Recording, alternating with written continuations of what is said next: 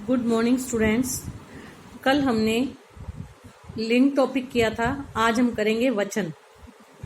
वचन मीन्स संख्या कि शब्द के जिस रूप से उसके एक या अनेक होने का बोध होता है उसे वचन कहते हैं कि वो वस्तु एक है या एक से ज्यादा है। इस बात का जिस पता चलता है उसे वचन कहते हैं।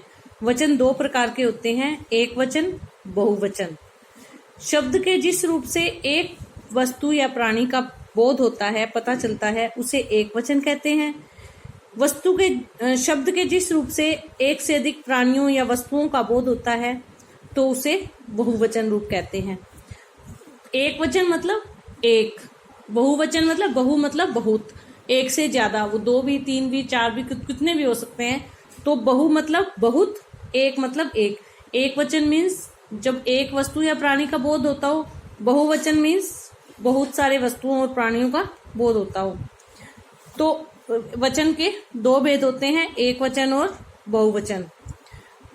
वचन की पहचान मुख्यतः दो प्रकार से होती है, संज्ञा तथा सर्वनाम शब्दों के द्वारा और क्रिया के रूप के द्वारा। कि वो संज्ञा सर्वनाम के द्वारा कैसे होती है? बच्चा खेल रहा था, बच्चे खेल रहे थे। अब इन वाक्यों में संज्ञा तथा सर्वनाम शब्दों के रूप से वचन का बोध हो रहा है। बच्चा यानी एक, बच्चे मतलब ज्यादा, एक से ज्यादा। वह जाता है, वह सर्वनाम हो गया, और वह जाता है मतलब एक की बात हो रही है। वे जाते हैं मतलब एक से ज्यादा हो गई। उसने खाना खा लिया, उन्होंने खाना खा लिया। तो सर्वनाम और संज्ञा से वचन का पता चल जाता है कि वो एक वचन है या बहुवचन। अब क्रिया से कैसे पता चलता है? चोर पकड़ा गया, चोर पकड़े गए। अब जो संज्ञा थी चोर, वो तो वही रही है, लेकिन क्रिया चोर पकड़ा गया, चोर पकड़े गए। तो ये पकड़े गए मतलब वो एक से ज्यादा थे, पकड़ा गया मतलब एक था। तो इस तरह से क्रिया के रूप के द्वारा भी वचन का पता चलता है। नेक्स्ट, वचन संबंधी ध्यान देने योग्य बातें।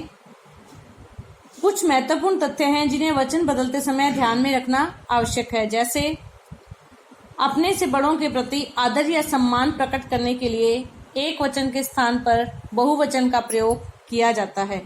जैसे अब हम कहते हैं ना, मेरी माँ आज गांव से लौट रही हैं। है और हैं में फर्क होता है मतलब सिंपल है क्यों, और हैं मतलब ऊपर अनुस्वार भी आता है, और हैं शब्द बहुवचन के साथ प्रयोग किया जाता है। हम लोग बाजार जा रहे हैं, वह बाजार जा रहा है, वह एक वचन है और हम बहुवचन है तो हैं आएगा, और वह है तो है आएगा। लेकिन माताजी तो एक है, मेरी माँ आज गांव से लौट रही हैं।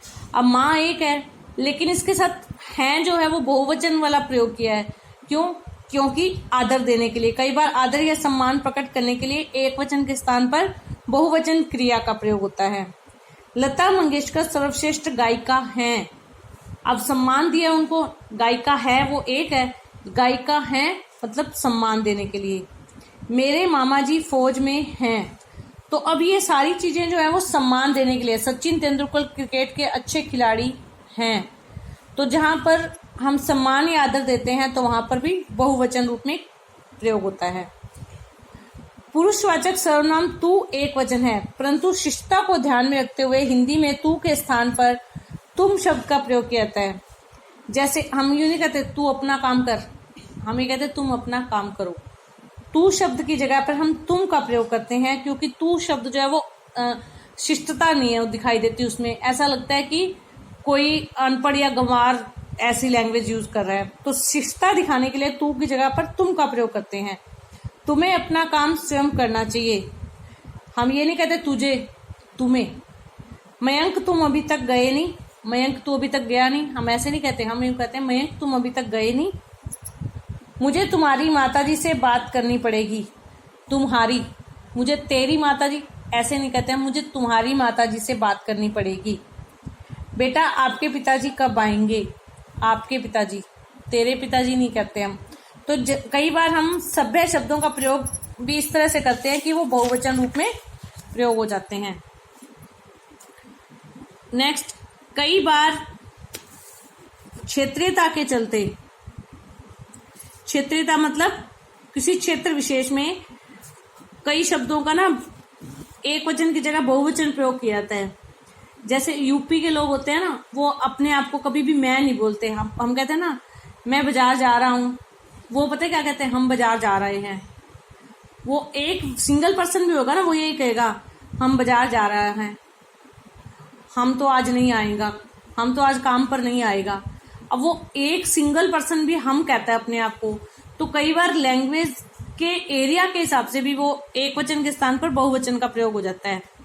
हमारे माँ पिताजी हमें इजाजत नहीं देंगे, हमने आपको पहले ही सूचित कर दिया था। मैंने आपको पहले सूचित कर दिया था, नहीं हमने। ये लखनऊ में, यूपी में इस तरह की लैंग्वेज चलती है। नेक्स्ट, बड़प्पन प्रकट करने के लिए एक वचन के स्थान पर बहुवचन का प्रयोग होता है। जैसे राजा ने प्रजा से कहा हम आपके सेवक हैं, आपकी आज्ञा सिर माथे पर। अब राजा बड़ा है, प्रजा छोटी है, लेकिन वो अपना बड़प्पन दिखाने के लिए कह रहा है कि प्रजा ही सब कुछ है। कुछ संज्ञा शब्द सदैव बहुवचन में रहते हैं, जैसे बाल, दर्शन, प्राण, आंसू, होश। आंसू बह रहे हैं, आंसू बह रहा है नहीं कहते हम, क्योंकि आंखें है ना वो दो है, तो आंसू बहते हैं तो एक आंख से नहीं बहते, दोनों से ही बहते हैं। तो आंसू बह रहे हैं, आंसू को हमेशा बहुवचन रूप में प्रयोग करते हैं। आप हस्ताक्षर कर दीजिए, हस्ताक्षर मतलब सिग्नेचर, ये हमेशा बहुवचन रूप में प्रयोग होते हैं। समाचार बहुवचन रूप में। तो जैसे उसमें था ना कुछ शब्द नित्य स्त्रीलिंग होते हैं, कुछ नित्य पुल्लिंग होते हैं, ऐसे ही इसमें क्या है, कुछ वचन नित्य बहुवचन होते हैं, हमेशा बहुवचन के रूप में प्रयोग होते हैं। कुछ संज्ञा शब्द जो बहुवचन में होते हैं, परंतु इनका प्रयोग एक वचन के रूप में होता है। जैसे दल, वर्ग, गण, वृंद, पदार्थ सूचक, सोना, चांदी। अब सोना महंगा हो गया। अब सोना महंगा हो गया का मतलब सारे सोने की बात हो रही है, लेकिन वो एक वचन में प्रयोग होता है। स्वयं सेवकों का दल सेवा में लग गया। दल में तो बहुत सारे लोग हैं, लेकिन फिर भी यहाँ पे लग गया। राम सेवा में लग गया, एक वचन, लेकिन यहाँ पे दल शब्द के लिए भी एक क्रिया एक वचन के रूप में प्रयोग हुई है। तो कुछ ऐसे शब्द होते हैं जो बहुवचन होते हुए भी उनके साथ क्रिया जो है वो एक वचन लगती है।